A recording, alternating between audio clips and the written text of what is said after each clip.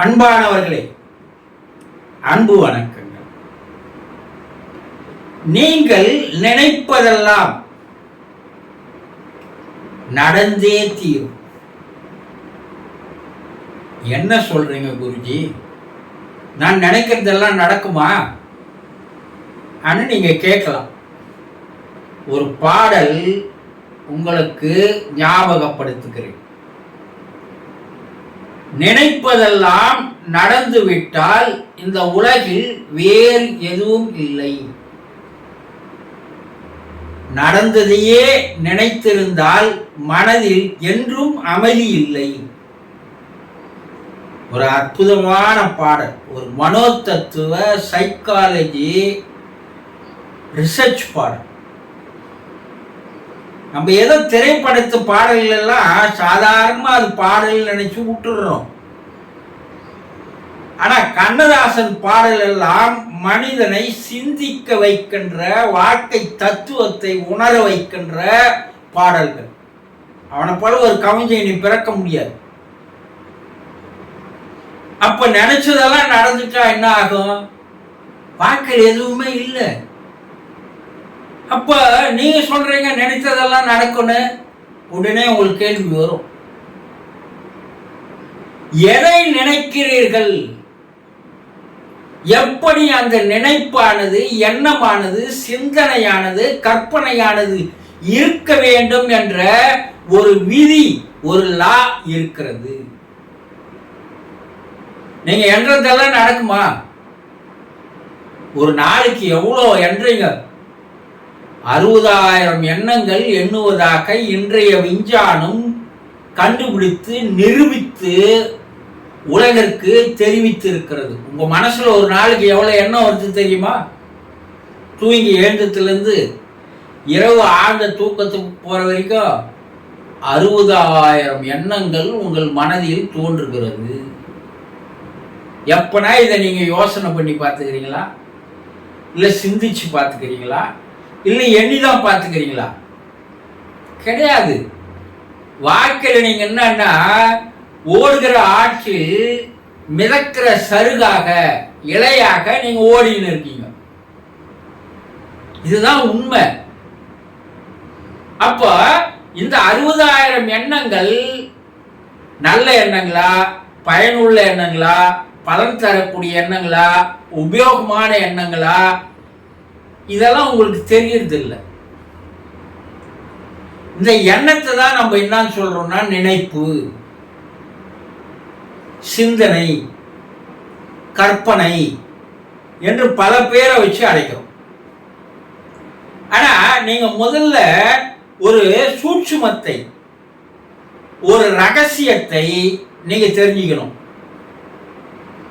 நீங்கள் எண்ணுகின்ற எண்ணங்கள் மனதில் இருந்து தோன்றுகிறது. இந்த மனசுக்கும் மூளைக்கும் ஒரு நெருங்கிய தொடர்பு, இணைப்பு இருக்கிறது.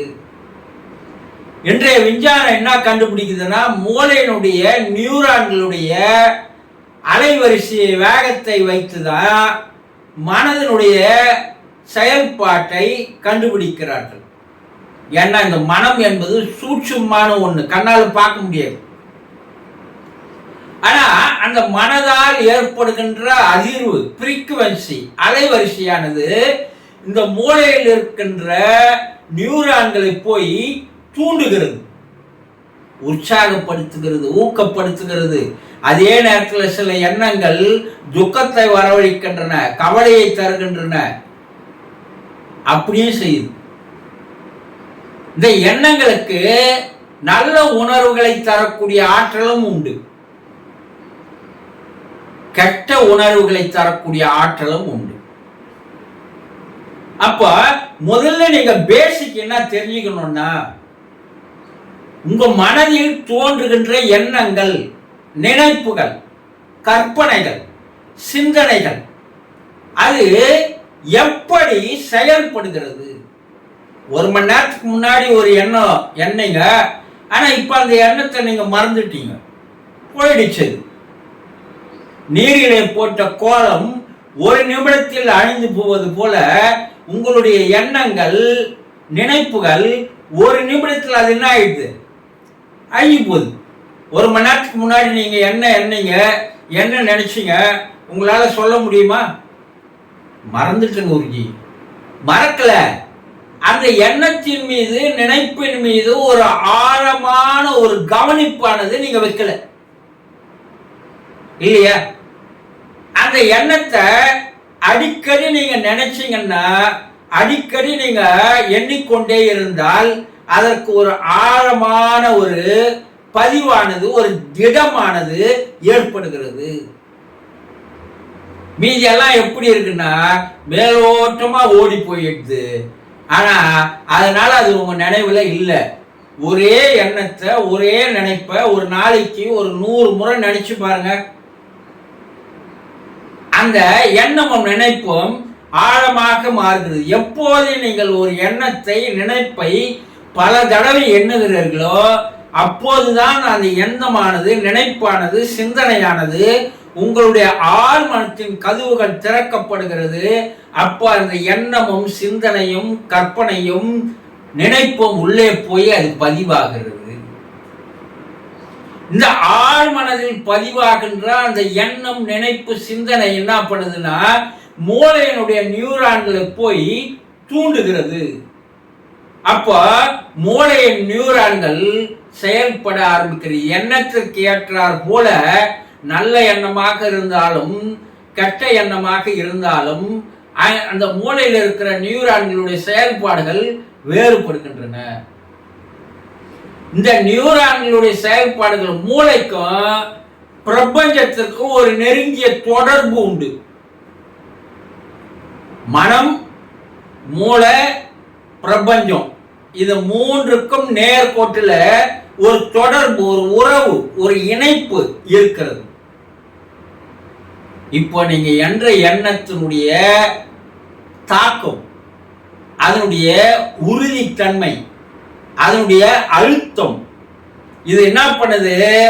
மூளையினுடைய நியூரான்களை ஊக்குவித்து மூளையினுடைய நியூரான்கள் என்ன பண்ணுதுன்னா பிரபஞ்சம் எப்போது அதனுடைய கதவை திறக்கிறதோ அப்போது இந்த எண்ணத்தை, செய்தியை பிரபஞ்சத்திற்கு அது பாஸ் பண்ணுது, அனுப்புகிறது.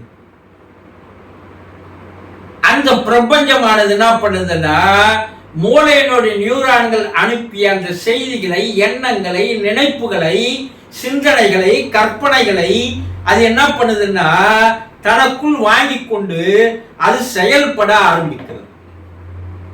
இதுதான் நீங்க நல்லதே என்னன்னா நல்லதே நடக்கும். சிம்பிளா சித்தர்கள் இந்த மனோசக்தியினுடைய மன ஆற்றலை, மன வலிமையை பல்லாயிரம் ஆண்டுகளுக்கு முன்னால் இதை தெளிவுபடுத்தி சென்றார்கள்.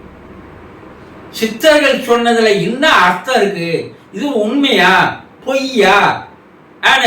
இன்றைய நியூரோ சயின்ஸ் இத பல ஆண்டுகளாக ஆராய்ச்சி செய்து இந்த எண்ணம் ஆழ்மனதில் எந்த எண்ணம் பதிவாகிறது, ஆழ்மன கதவு எப்போது திறக்கப்படுகிறது, அந்த எண்ணம் எப்படி மூளையினுடைய நியூரான்களுக்கு செல்கிறது, மூளையுடைய நியூரான்களில் எப்படி செயல்பாடுகள் வேகப்படுத்தப்படுகிறது, அது எப்போது அந்த செய்தியை பிரபஞ்ச கதவு திறக்கும் போது அனுப்புகிறது என்பதை எல்லாம் கண்டுபிடித்து இந்த உலகிற்கு சித்தர்கள் அன்று சொன்னது எல்லாம் உண்மை உண்மை உண்மை என்பதை இன்று கண்டுபிடித்து கூறியிருக்கிறார்கள்.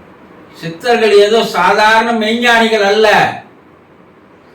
அவர்கள் அறிவியலில் மிக மிக உச்சத்திற்கு சென்றவர்கள். ஆன்மீகமும் அறிவியலும் ஒன்றை ஒன்று தொடர்பு கொண்டது. இந்த ஆன்மீகத்தில் அறிவியல் ஒளிந்து கொண்டிருக்கிறது. இதையெல்லாம் கண்டுபிடிச்சவங்க சித்தர்கள். அப்போ நீங்க எண்ணுகின்ற எண்ணங்கள் அந்த பிரபஞ்சத்திற்கு நீங்க ஒரு எண்ணங்களாக, சிந்தனைகளாக, நினைப்புகளாக, கற்பனைகளாக அதை அனுப்பினால் அந்த மூளையில் பதிவாகின்ற அந்த எண்ணங்கள் ஒரு 10 மடங்கு சரியா இருக்குதுன்னா அதையே நீங்க கற்பனையாக பார்த்தீர்களேயானால் அது வேகமாக தன்னுடைய நியூரான்களை வேகப்படுத்துகிறது என்பதை கண்டுபிடித்திருக்கிறார்கள். என்ன பாருங்க, ஒரு எண்ணங்களாக அனுப்பிச்சிங்கன்னா அது வாங்கிக்குது, அது பதிவு செய்து கொள்கிறது. ஆனா காட்சிகளாக விசுவலைசேஷன் என்று சொல்வார்கள். நீங்க திரைப்படத்தில் ஓடுற மாதிரி உங்களுடைய நினைப்புகளை அதை கற்பனை செய்து பார்த்தீர்களேயானால் அது இன்னும் வேகமாக வாங்கி கொண்டு பிரபஞ்சத்திற்கு அந்த ப்ளூ பிரிண்ட் கற்பனையினுடைய வரைபடத்தை அது தானாக அனுப்புகிறது.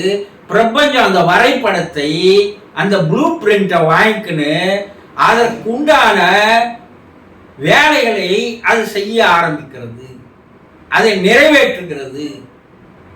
அதற்குண்டான சூழ்நிலைகளை, சந்தர்ப்பங்களை, வாய்ப்புகளை அது உங்களுக்கு கொண்டு வந்து படிப்படியாக தருகிறது. நீங்க நல்ல எண்ணங்களை எண்ணாலும், ஒரு வீடு கட்டணும் நல்ல எண்ணம், ஒரு கார் வாங்கணும் நல்ல எண்ணம், நல்லா சம்பாதிக்கணும் நல்ல எண்ணம், இதை நீங்க காட்சிப்படுத்தி பார்த்தால் அது மூளையினுடைய நியூரான்கள் மிக வேகமாக செயல்பட்டு மிக எளிதாக அது தனக்குள் வாங்கிக் கொள்கிறது என்று விஞ்ஞானிகள் கண்டுபிடித்திருக்கிறார்கள். இதுதான் நீங்க நினைச்சதெல்லாம் நடக்கணும்னா கற்பனையாக பாருங்கள். அந்த வீடு எப்படி எப்படி இருக்கணும், எது மாதிரி இருக்கணும், எது மாதிரி ரூமுகள் இருக்கணும், இதை முதல்ல நீங்க உங்க மனசுல ஒரு ப்ளூ பிரிண்டாக, ஒரு வரைபடமாக அதை நீங்கள் தயாரித்து கொண்டால், அந்த விசுவலைசேஷன் என்னன்னா உங்களுடைய எண்ணமும் நினைப்பும் மிக மிக ஆழமாக உங்களுடைய ஆழ் மனதிலே பதிவாகிறது. அது மூளையுடைய நியூரான்களில் அட்டகாசமா போய் அது வரைபடமாக மாறிவிடுகிறது. அது அந்த வரைபடத்தை பிரபஞ்சத்திற்கு அனுப்புகிறது. பிரபஞ்சம் நீங்க என்னன்னு சொல்றீங்க, தெய்வம், ஆண்டவன், கடவுள், பரம்பொருள், பரமபிதா, பரமசிவன், என்னென்னவோ பேர் வச்சு அழைக்கிறீங்கல்ல, அந்த இறைவன் அதை நிறைவேற்றி தருகிறான். நீங்க இறைவன் கிட்ட போய் கேட்கிற எல்லா பிரார்த்தனை வேண்டுதல்கள் ஒரு வாய் வார்த்தைகளாக இருந்தால் அது செயல்படவே படாது, நடைமுறைக்கு வராது, நடக்கவே நடக்காது. இதில் எவ்வளவு பெரிய விஷயங்களை சித்தர்கள் கண்டுபிடித்து கூறியிருக்கிறார்கள் என்பதை கொஞ்சம் தெளிவுபடுத்தி பாருங்க. உங்களுடைய நினைப்புகள் ஆழமாக, வலுவாக, உறுதியாக இருக்குமே ஆனால் அந்த நினைப்பை நீங்க ஒரு நாளைக்கு 100 முறை 200 முறை நினைச்சு பார்க்கணும். அந்த நினைப்பை நீங்க கற்பனை ஆக்கி பார்க்கணும், காட்சிப்படுத்தணும்.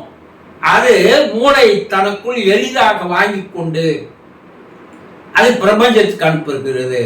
இந்த பிரபஞ்சத்தினுடைய கதவு எப்ப திறந்து இருக்கும்ன்றத சித்தர்கள் கண்டுபிடிச்சான். அந்த பிரபஞ்சம் எளிதா வாங்கிக்கணும் இல்லையா, அதுவும் நல்ல நேரங்கள் கண்டுபிடித்தார்கள். அந்த நேரத்தில் நீங்க அனுப்புனீங்கன்னா அது தனக்குள் எளிதாக பதிவு செய்து கொண்டு தொடர்ந்து அந்த வேலையை செய்து முடிக்கின்ற வரை அந்த இறைவன், கடவுள், பிரபஞ்சம் உங்களுக்கு உழைக்கிறான் என்பதை தெரிந்து கொள்ளுங்கள். சந்தோஷம்.